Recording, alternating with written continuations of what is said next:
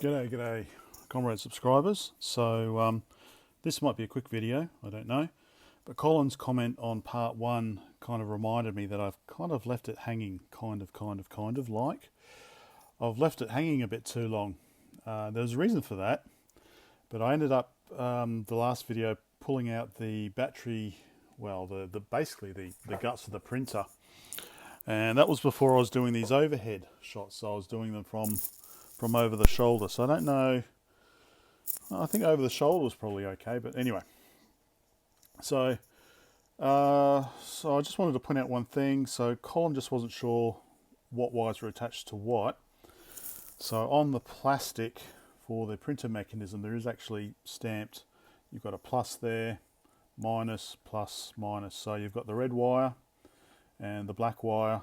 So this is the charging wire, I think, because it's got the fuse on it, I think. But anyway, so these are connected to the positive terminal of the first battery, and then we've got the blue wire between the negative and the positive, and then we've got the white wire on the negative. So that's the, yeah, I really need to do, look at the corrosion on the bottom of that.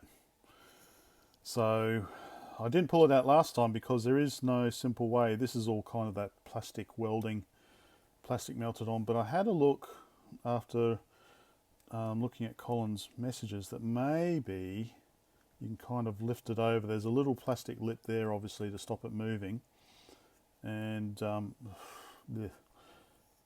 there is a little plastic lip at the front here as well to stop it moving. So you could probably push it maybe without breaking anything. Let's see, can I push it forward to get the battery, to get this bloody leaking, or can I push it backwards? Yeah, so the reason why I haven't posted anything is because I've been trying to get NiCad battery replacements. Oh, this is coming out a little bit. There we go, that's coming out. I don't think anything broke. Probably, I could just, I'm just going to cut that wire. I'm not going to bother desoldering it. Okay. So I'll probably just do new wires here. Push that out. So yeah, so Colin said he was following my video, like a how to cook video. So he might actually be ahead of me now. I might have to catch up to him. So I don't know if he's had any luck getting replacement batteries. Is that going to come out? Keep coming out nicely.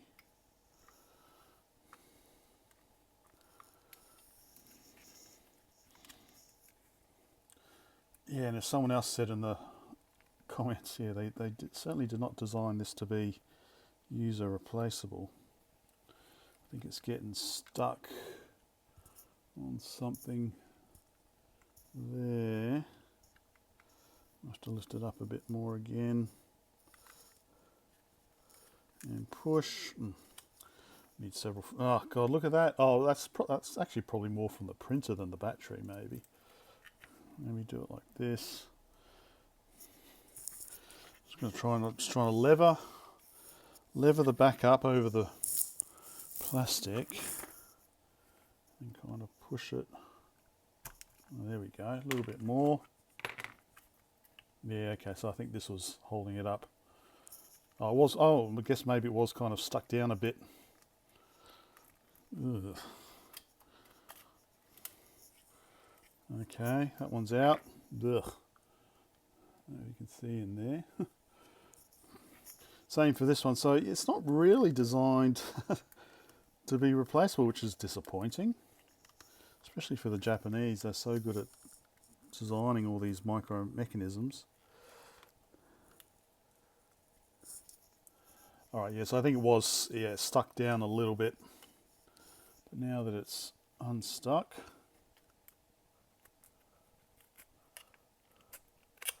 that's the second one out. There we go. Ugh. So I don't think. Oh, okay. All right. There is a little screw there. That's plastic welded. So, okay, so there is 2 tiny little screws there. So actually maybe, now that I've done that, maybe actually this can pull off. Well, might as well try it. Is it worth washing my hands? No, I need to go get my, where's my small tools? All right, I'll be back. All right, so I've got 1 screw out there, and there's this other one. And just go down like that, I guess. Doesn't really matter. So let's see if this will open up the mechanism.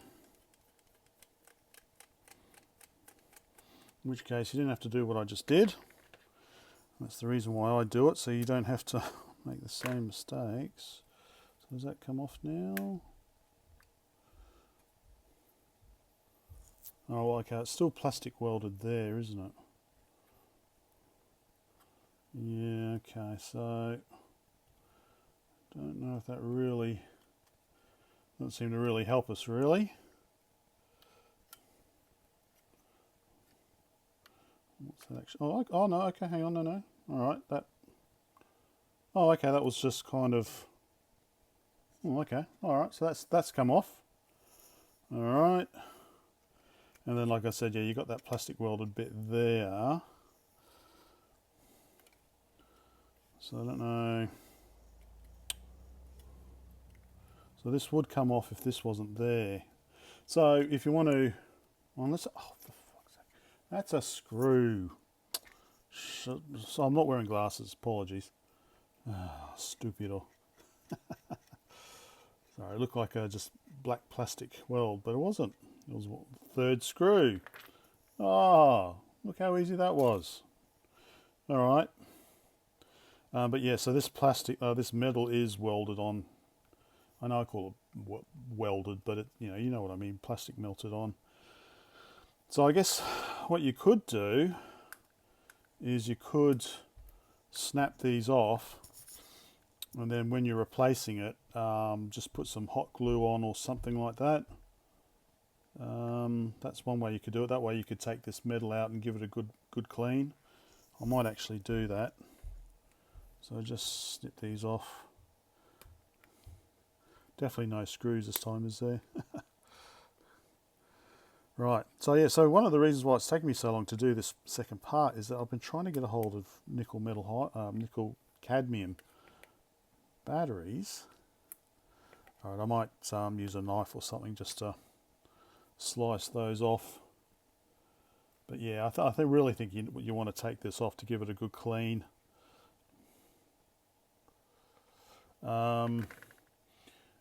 Or actually, you could actually just desolder this earthing or grounding wire here actually, and then just give this whole thing a clean perhaps.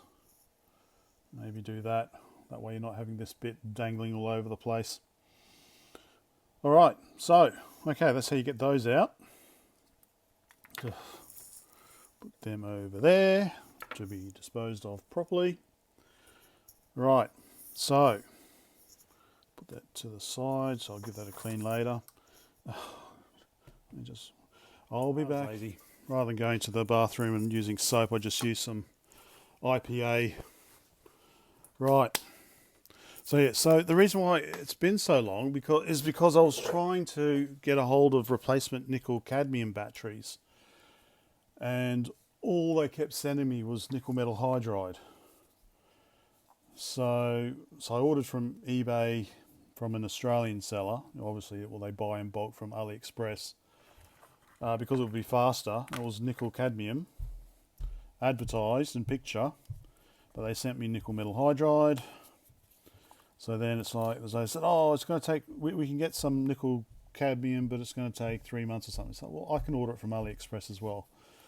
So I ordered it from AliExpress, advertises nickel cadmium, picture was nickel cadmium, and they sent me nickel metal hydride again. So, not happy. So that's why I haven't done anything for a while, because it's like, oh, I really need to try and chase that down. And that's why I haven't. So obviously these are the batteries for the main unit, 6 cells, and obviously for the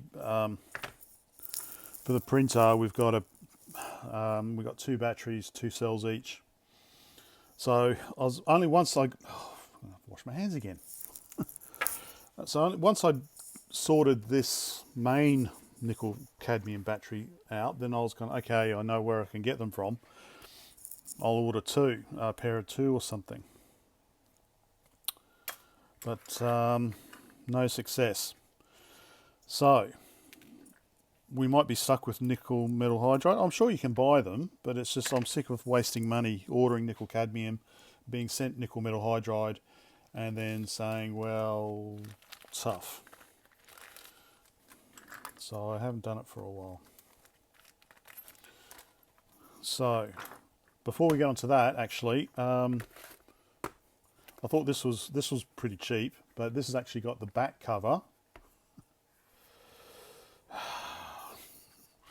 Let me just, oh God, let me just clean this up a bit. Let's see how we go now. Although I haven't cleaned the back of that, have I? So, oh, that just makes it better. Yep, so this is pretty cool. So sometimes you see them with the back cover or just, yeah. So we've got the, oh, be careful, Brett. So we've got the back cover, and we have the front cover. And notice something, it says 8. That's because this is RL-H1400. This is the, let me just disconnect the battery of the printer. So we won't pull that apart. We know what's inside and we know what's waiting for us. But yeah, so this is RL-H1400. So this is the 8 kilobyte model, which is the top model. The 4 doesn't have, the 4 kilobyte doesn't have a 4 in there, I noticed. Well, I don't know, maybe none of them do, I don't know. But this one definitely has got an 8. So if you see this if you see this for sale, see a picture like that, then you know you've got a 1800. So it's pretty nice to get this protective stuff as well. So I don't know if there's, I won't open this one up either.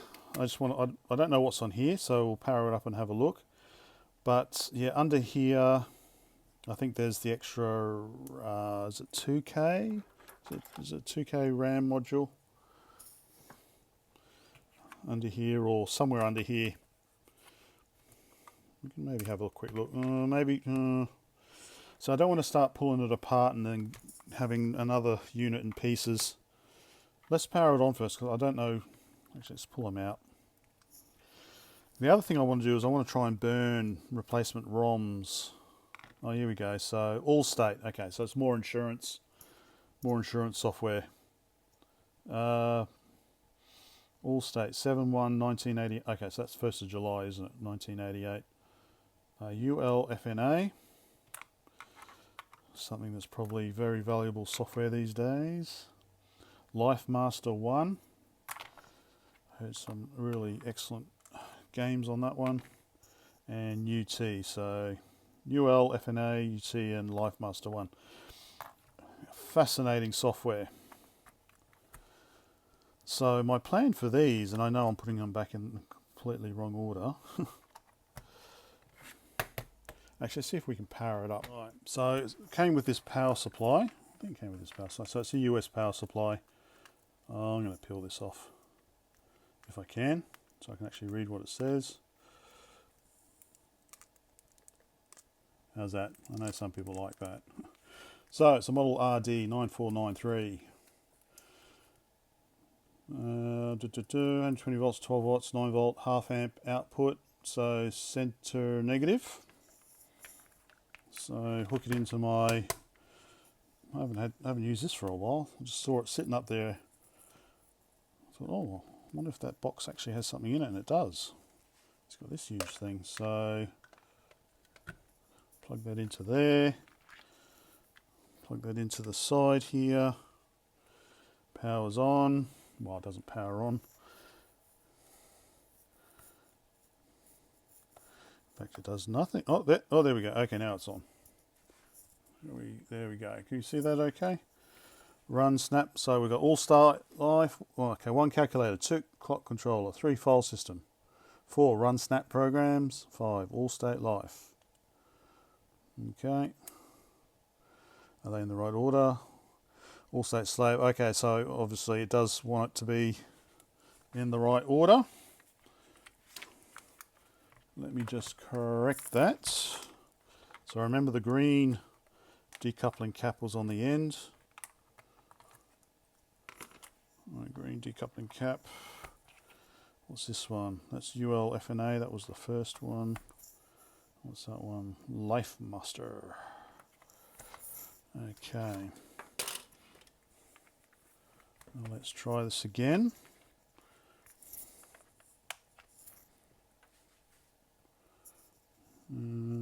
Alright. Clear. 5. All state slave. Okay. I don't know what that means. I don't really. It's probably of no interest. I don't know if there's any point doing file system. No files. Alright. Alright. One more thing. I don't know. Run snap programs. Can you actually type? No, it's okay. It's got to be a file. Okay, you can't actually type them in here. Okay, you can get basic ROM for this, which is ultimately what I want to do. All right, cool. So that's that. Let's pull these out. So I want to say my Andromeda Labs AR32 might be able to program these ROMs, these EEPROMs. So the idea is to remove them from their little capsule thing, very carefully, I guess. Straighten the pins out, and take that off, erase it, and yeah. Anyway, that's an idea. All right, I will open it quickly just to have a look where the extra RAM is, and then we'll look at what we can do about these nickel metal hydride. Because, okay, I'm not an expert. I know you've realised that already on the different battery chemistries, but I do know essentially that that they're different. So depending on what what sort of recharging scheme you're doing, so they'll work initially, but the recharging is what's going to be the problem. So I was just watching one of EEV blogs from 2009, I think, video on NiCad versus nickel metal hydride recharging. So I'm going to finish watching that. But what I was trying to figure out was, I don't think that can come off because the speaker's on there. Yeah, there's the speaker. But peel that off there. Okay, so that's the extra RAM. Okay. And there's the battery. Another battery we want to pull out. There's a 6502, full size, socketed, which is pretty cool to see in a handheld computer. But I don't know, is this, I guess this RAM is, yeah, I assume it's soldered in. I think it might be soldered in. Alright, I'm not going to force it. Have a closer look. There we go, so 2 layers. So I guess what, 512 bytes each or something? What is it? HM6116. Oh, so 2K? 2K? Oh, okay. Oh, okay, 2K. So that's the full 8K there. Oh, okay, so maybe it was a 4K in the other one. I can't remember. I'd have to watch it back. Oh, that's not memory, is it? I don't think so. Doesn't matter. Anyway, that's what the 8K looks like. 3 up. Third player, it's your turn. Right, charging. So for charging, so there's a couple of charging schemes, apparently. Rechargers these days, I guess, use a microcontroller to decide when to switch off the charging. but back here I guess they use simpler things. So one of the ways that they know how to stop the charging is the negative delta V or something. So it'll reach a peak voltage before it reaches 100%. But this peak voltage is different between nickel metal hydride and nickel cadmium. There's also temperature, I think. Is changing temperature. So that's obviously a microcontroller sort of thing. So I don't know. So this is the hand-drawn schematic that someone's gone to the effort to do. So this is the logic PCB here, and obviously this is charging voltage coming in here, pair of diodes, capacitor, resistor, diode, and then down through a fuse to the batteries, or the battery. And then we've got a VBAT up here. So I'm just trying to figure out whether there is something in the machine that knows how to cut off the charging, or whether don't lose that, Brett. Put that back on, actually. Let's put that back on.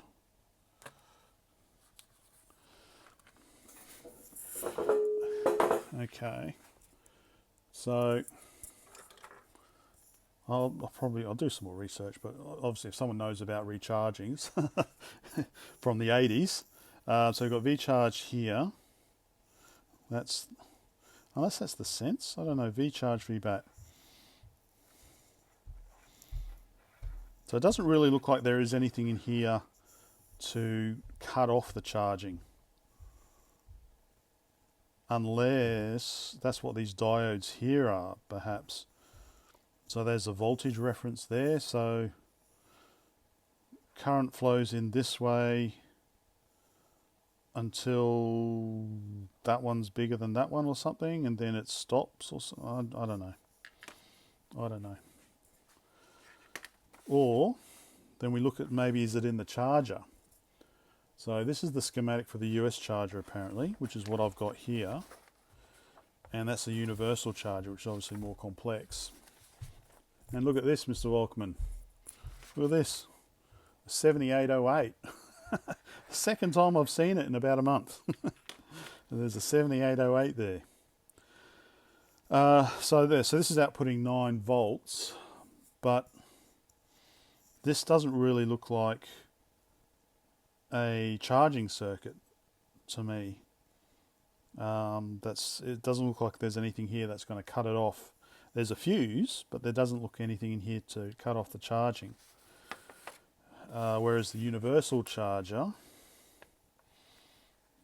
I don't really see anything either. Maybe, well, obviously there's not going to be a mechanical switch, is there? It's just maybe current will just stop flowing. Well, that's what you want basically, isn't it? Current will stop flowing. So maybe that's what this is here, I don't know, but then why would you have different between universal and... So I think maybe something simple like this is perhaps what is... So what is... Yeah, so this is supposed to be 6 volts, alright, and we're just putting in 9 volts. So maybe, I don't know, maybe once it reaches, so with nickel metal hydride, with NiCad, maybe once it reaches 9 volts, then it stops charging. Maybe? I don't know. I'll have to look it up. Anyway. Well, the reason why I'm talking about all that is that this is the charger that came with these little fellows. I haven't tried it, so I don't know what it actually does, but you know, it fits into a USB plug apparently, so I don't know what's in there. Probably nothing.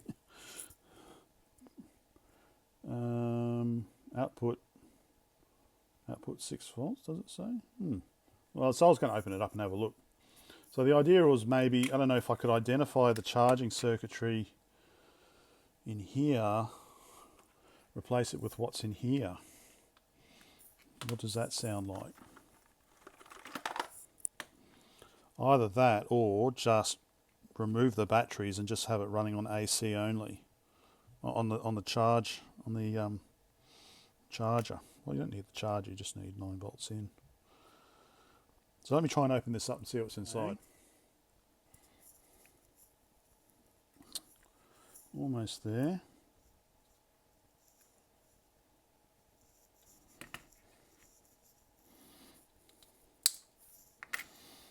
Oh, okay, there is actually a little bit of, well, okay, if it's 5 volts in and output, so it's got to be what, a boost.